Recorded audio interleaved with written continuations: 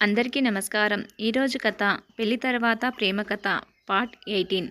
ఇక కథలోకి వెళితే నిత్య పెదవులు అందుకొని ముద్దుల యుద్ధంలో మునిగిపోయారు నిత్య ఆనంద్. కొద్దిసేపటి తర్వాత టిక్ టిక్ అనే శబ్దంతో ఈ లోకానికి వచ్చిన నిత్య ఆనంద్. నిత్య డోర్ తీయడానికి వెళ్తుంటే తనని వెళ్లకుండా చూస్తున్నాడు ఆనంద్. చీర జుట్టు సరిచేసుకొని జరగండి ఆనంద్. ఏ వద్దు, నువ్వు మళ్ళీ దొరకవు, ప్లీజ్ నన్ను వదిలి. ఈ స్టేజ్లో నీకు ఎలా వెళ్ళాలి అనిపిస్తుంది? ఒక్క ముద్దే కదా పెట్టింది. అయ్యో, ఒక్క ముద్దేనా? 100 ముద్దులైనా పెట్టి ఉంటారు. మళ్ళీ ఒక ముద్దు పెట్టాను కదా అంటావా? ఓయ్, ఎంజాయ్ చేయకుండా ఎన్ని ముద్దులు పెట్టాను అని లెక్క పెడుతున్నావా? ఆనంద్, నన్ను వెళ్ళనివ్వండి అని ఆనంద్ని తోసి నిత్య డోర్ తీస్తుంది. అత్తమ్మ, ఏంటి నన్ను పిలిస్తే నేనే వచ్చేదాన్ని కదా, మీరు పైకి ఎందుకు వచ్చారు? నిత్య, నిన్ను పిలవడం కాదు, అరిచినంత పని చేసినా నువ్వు రాకపోతేనే పైకి వచ్చాను. నిత్య ఆనంద్ని చూసి, చెప్పండి అత్తమ్మ, ఏమైనా కావాలా? నువ్వు ఎల్లుండి వరకు ఈ రూమ్లో కాకుండా నా రూమ్లో ఉండాలి. అలాగే అత్తమ్మ అంటుంది నిత్య. ఆనంద్ మాత్రం కోపంగా నిత్యాన్ని చూస్తూ, అమ్మ అదేంటి నీ రూమ్కి? ఇన్ని రోజులు మీరు ఉప్పు నిప్పు, కానీ ఇప్పుడు పాలు నీళ్ళు. మళ్ళీ ముహూర్తంకి ముందే కలిసిపోతారేమో అని. అయ్యో అమ్మ, నిత్య మీద ఆ మాత్రం నమ్మకం లేదా నీకు? నీ ముఖం, నిత్య మీద కాదు నీ మీద నమ్మకం లేదు నాకు. అమ్మ లక్కీ డార్లింగ్, నాకేం తెలిసే చిన్నపిల్లోని పట్టుకొని అన్ని మాటలు అంటున్నావు.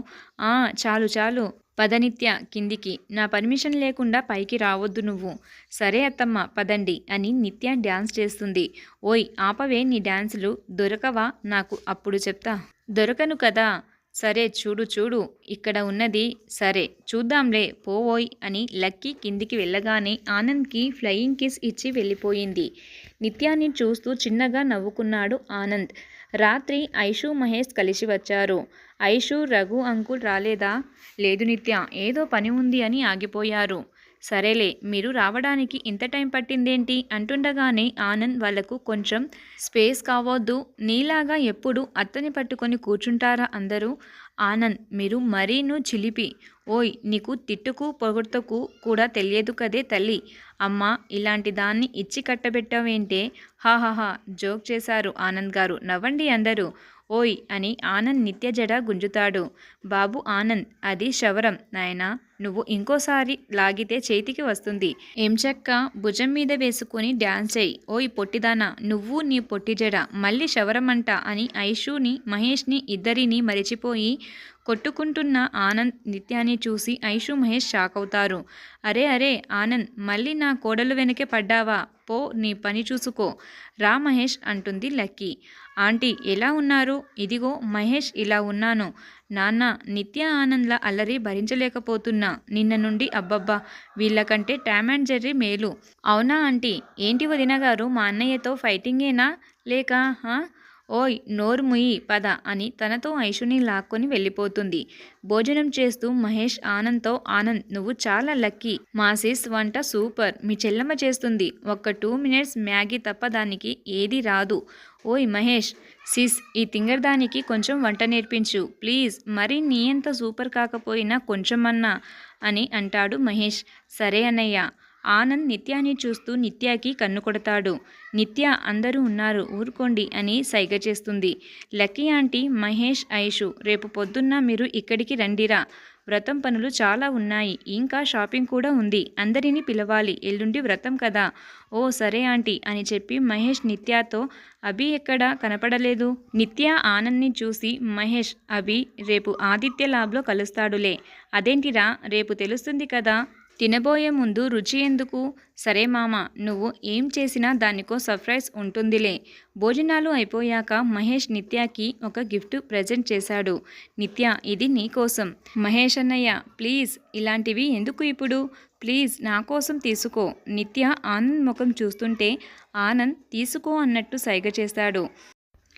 ఐషు మహేష్ ఇద్దరు చూసి నవ్వుకుంటూ నిత్యతో, అబ్బో, అన్నయ్య కంట్రోల్లో నువ్వున్నావా లేక నీ కంట్రోల్లో అన్నయ్య ఉన్నాడా? నిత్య, ఎవరి కంట్రోల్లో వాళ్ళు ఉన్నంలేవే తల్లి, నువ్వు మోయకు. సరే పదండి, కాసేపు అలా మేడ మీద కూర్చుందాం అంటుంది ఐషు. ఆనంద్ కూడా నిత్యాని దొరికావులేవే అని మనసులో అనుకుని అందరూ పైకి వెళ్ళి చాలాసేపు మాట్లాడి, ఐషు మహేష్లు మేము వెళ్తాము, చాలా లేట్ అయిపోయింది. ఓకే బాయ్ అని చెప్పి నిత్య వాళ్లకు వెళ్ళబోతుంటే నిత్య నా కబోర్డ్లో ఒక ఫైల్ ఉంది తీసుకుని రా అని రూమ్లోకి పంపిస్తాడు. ఐషుని మహేష్ని పంపించి లక్కీ పడుకున్నది అని తెలిసి ఆనంద్ రూమ్లోకి వెళ్ళి నిత్య వెతుకుతూ ఉంటే ఓయ్ మేడం ఏం వెతుకుతున్నావు? అది ఫైల్ మీరే అన్నారు కదా, అది ఉదయం మహేష్కి ఇచ్చానులే మర్చిపోయాను. అది పోనీ పద, నీకు చాలా చలిగా ఉన్నట్టుంది, మంచి కాఫీ చేసి పెడతాను. వద్దు ఆనంద్, ఆంటీ పడుకున్నారా?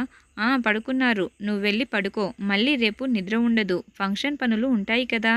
కానీ నిద్ర రావట్లేదు. సరే టీ తాగుదాం పద అయితే. ఆనంద్ సార్ టీ సూపర్, అసలు మీరు కానీ టీ కొట్టు పెడితే అబ్బా ఫుల్ సెల్. నేను టీ కొట్టు ఎలా కనపడుతున్నాను తల్లి నీకు? నిత్య నవ్వుతుంది. ఆనంద్ చెప్పు, మీ ఒడిలో పడుకోవాలి అని ఉంది నాకు. ఇలా రా నిత్య అని తన ఒడిలో పడుకోబెట్టుకుంటాడు ఆనంద్. ఆనంద్ కూడా నిత్యతో పాటు అలాగే నిద్రపోయాడు. మరుసటి రోజు ఉదయం డైనింగ్ టేబుల్ దగ్గర నిత్య ఆదిత్య ల్యాబ్కి వెళ్ళాలి, తొందరగా రెడీ అవ్వు. అమ్మ నువ్వు ఐషు జాగ్రత్త, బయట సెక్యూరిటీ ఉంది ఓకేనా? మహేష్ నువ్వు కూడా రా. ఓకే మామ. అందరూ ఆదిత్య ల్యాబ్కి బయలుదేరారు. నిత్య ఈయనే ప్రొఫెసర్, నువ్వు నాకు ఇచ్చిన కవర్ టెస్ట్ చేస్తున్నది ఈయనే. నిత్య నువ్వు పిల్లలకి ఏదో వైరస్ వల్ల వ్యాధి వస్తుంది అని చెప్పావు కదా, అది వ్యాధి కాదు, వాళ్లకు కావాలి అని వైరస్ ఇచ్చారు. ఎందుకంటే మెడికల్ ఎమర్జెన్సీ విధించి ఆ ఎంపీగాడు సీఎం అవుతాం అనుకున్నాడు. అందులో ఆదిత్య ఎంపీ కొడుకు కాదు, ఆదిత్య వాళ్ళ నాన్న చనిపోయారు. ఈ ఎంపీగాడు ఆస్తి కోసం ఆదిత్య అమ్మను రెండో పెళ్లి చేసుకున్నాడు. ఆదిత్యకి వాడికి అసలు పడదు. ఆదిత్య ఎప్పుడు ఏదో పరిశోధనలు సెమినార్స్ అని తిరిగేవాడంట. ఈ టైంలోనే ఏదో కొత్త వైరస్ కనుక్కొని దానికి నివారణకు వ్యాక్సిన్ కూడా కనుక్కున్నాడు. ఆదిత్యకి తెలియకుండా ఆదిత్య కింద ఎంప్లాయ్ ఇస్తూ ఆ వైరస్ స్ప్రెడ్ చేపించి వ్యాక్సిన్ కూడా తనే రిలీజ్ చేసి అటు డబ్బు ఇటు పదవి సంపాదించి ఎదగాలి అనుకున్నాడు. కానీ ఆ వైరస్కి చావు లేదు, చాలా ఘోరంగా వ్యాపించింది. ఆదిత్య వ్యాక్సిన్ పనిచేయలేదు. ఆదిత్యకి విషయం తెలిసి అందరికీ మీడియా, గవర్నర్కి ఎంపీ గురించి చెప్పాలి అని, దానికంటే ముందు దీనికి రెమెడీ కనుక్కోవాలి అని నీ హెల్ప్ తీసుకున్నాడు. నిత్య నువ్వు కనుక్కున్న మందు కరెక్ట్, అది చాలా బాగా పనిచేస్తుంది. దానికి ఇంకా కొంచెం అడ్వాన్స్ రసాయనాలు కలపడం వల్ల ఆ వైరస్ని అంతం చేయొచ్చు అని ఆదిత్యని ఫార్ములా అడిగాడు. దానిని కొంచెం అడ్వాన్స్ చేసి టెస్ట్ చేశాడు. పాజిటివ్ ఫలితం వచ్చింది. కానీ ఈలోపే ఎంపీకి తెలిసిపోయింది. ఆదిత్యాని చంపడానికి మనుషులు పంపాడు. ఆదిత్య లాస్ట్లో నీకు ఆ ఫార్ములా ఇవ్వడంతో ఈ కేసులో నువ్వు ఇరుక్కున్నావు. మీ అమ్మా నాన్న కూడా చనిపోయారు. నిత్య ఈ ప్రొఫెసర్ గారే దాని డీటెయిల్స్ మొత్తం చెప్పారు. నేను కాసేపట్లో ప్రెస్ మీట్ పెట్టాను. ఆదిత్య కష్టం వృధా కాకుండా చూస్తాను. ఆ వైరస్ బాధితులకు ఈ మెడిసిన్ అందేలా చేస్తాను. నిత్య సైలెంట్గా ఉండిపోతుంది. మరి అభి ఎక్కడ ఆనంద్? ఈ ప్రొఫెసర్ గారు అభికి ఆన్లైన్లో రీసెర్చ్ గురించి ఎక్స్ప్లెయిన్ చేసే గైడ్, అది కూడా వీరితో పాటు ఫార్ములా అందించడంలో హెల్ప్ చేశాడు. ఇన్ఫ్యాక్ట్ ఎక్కువ కష్టపడ్డాడు. నీకు అలాంటి తమ్ముడు దొరికినందుకు గర్వపడాలి. అంతలోపే నిత్యాని అభి పిలవడంతో అభిని చూసి నిత్య షాక్ అవుతుంది. ఎందుకంటే అభి చేయి కాలిపోయింది అక్కడక్కడ. అభి ఏమైందిరా అని ఏడుస్తుంది నిత్య. ఇలా ఏడుస్తావనే నీకు చెప్పలేదు, రీసెర్చ్లో ఇవి కామన్, కొన్ని రోజుల్లో ఈ కాలిన గాయాలు పోతాయిలే, కానీ మనం సాధించిన ఈ విజయం జీవితాంతం మొత్తం ఉంటుంది నిత్య.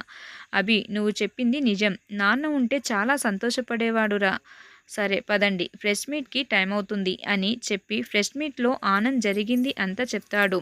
నిత్య మీద కేసు కూడా కోర్టులో కొట్టేసేలా జడ్జి గారితో మాట్లాడతారు.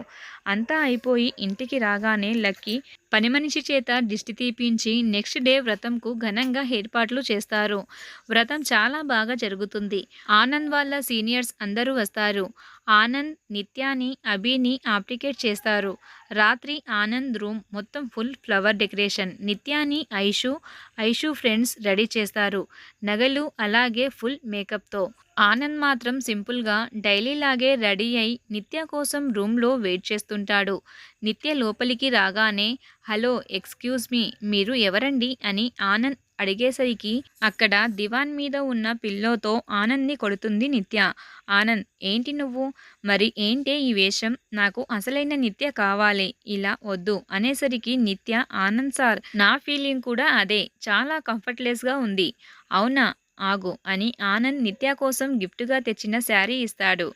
గ్రీన్ కలర్ చిన్న ఫ్లవర్స్ ఉన్న ప్యూర్ జార్జెట్ శారీ నిత్యకి చాలా బాగా నచ్చింది.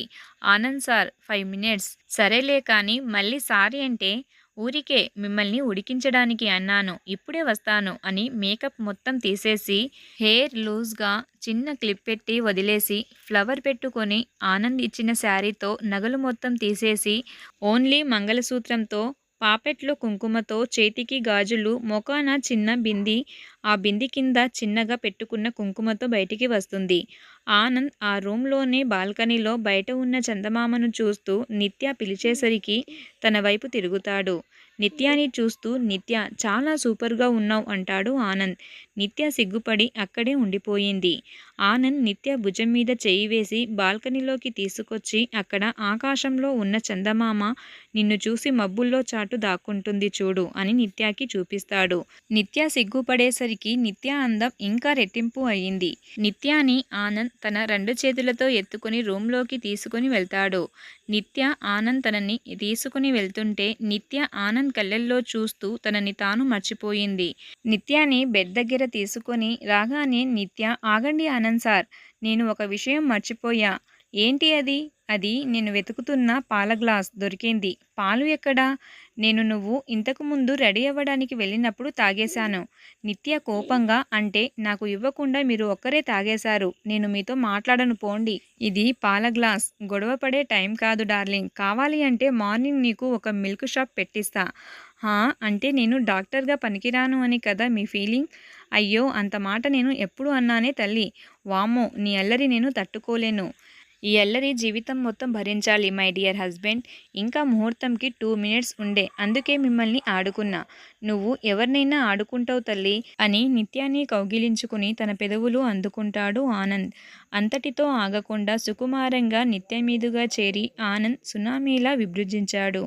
ఆనంద్ చేతిలోకి తెలుస్తున్న కొత్త స్పర్శ, పెదవులకు కొత్త రుచి, నిత్య నడుముపై తన చేతులతో అక్షరాలు దిద్దుతూ సరికొత్త అనుభూతి దానికి పదిలం చేసుకుంటున్న ఇరువురు. అలిసిన ఆనంద్ ఆమె నడుముపై తలపెట్టి మంచానికి అడ్డంగా పడుకొని ఆమె చేతివేళ్లతో ఆడుతున్నాడు. నిత్య అతని జుట్టును సవరిస్తుంది. ఇంతలో కొంటెగా నిత్య చెవిలో ఎలా ఉంది అని అడిగాడు గుసగుసగా. నిత్య చిరుకోపంతో చూస్తూ, ఒక డాక్టర్గా ఈ విషయంలో అందరికీ సలహాలిచ్చే నాకే అసలు విషయం తెలియదు అనిపించింది మరొక్క మారు అంటుంది. ఆమె తన అభిప్రాయాన్ని ఇంత స్పష్టంగా చెప్తే అతను ఊరుకుంటాడా చెప్పండి. ఉవ్వెత్తున ఎగిసిన కెరటంలా ఆమెను చుట్టేశాడు. తనలో కలుపుకున్నాడు. ఒకరిపై ఒకరు, ఒకరిలో ఒకరు అన్నట్టుగా నిత్య ఆనంద్ల మధ్య జరుగుతున్న రసవత్తరమైన పోరు, రసమాయ రాసలీలలో ఇద్దరు విజేతలే. నిత్య చెవిలో చాలా బాగుంది కదా, అసలు వదలాలి అనిపించట్లేదు, ఇలాగే ఉండిపోవాలనిపిస్తుంది కదా అంటాడు హస్కీ వాయిస్తో. తను కూడా ఆనంద్కి బాగా సహకరిస్తుంది. ఆనంద్ జుట్టులో వేలు పోనించి, అవును ఆనంద్, చాలా బాగుంది, ఇంకా ఇంకా కావాలి అంటుంది. నిత్య మాటలు వినగానే ఆనంద్ ఇంకా ఆగుతాడా? తన పెదవులను నిత్య పెదవులతో జోడించి ఇంకా కావాలి అనేసరికి ఎగిసిన కెరటంలా విజృంభించి ఆ పనిని ఇంకా ఎక్కువగా చేయసాగాడు. అలా ఆ రాత్రంతా వాళ్ళు చాలాసేపటి వరకు ప్రళయ యుద్ధంలో మునిగి తేలారు. తరువాత వాళ్ళ జీవితాన్ని ఇలాగే సంతోషంగా గడపసాగారు. ముగింపు. ఈ కథని ఆదరించిన అందరికీ పేరు పేరున నా హృదయపూర్వక ధన్యవాదాలు. మరొక మంచి కథతో మీ ముందుంటాను. Thanks for watching.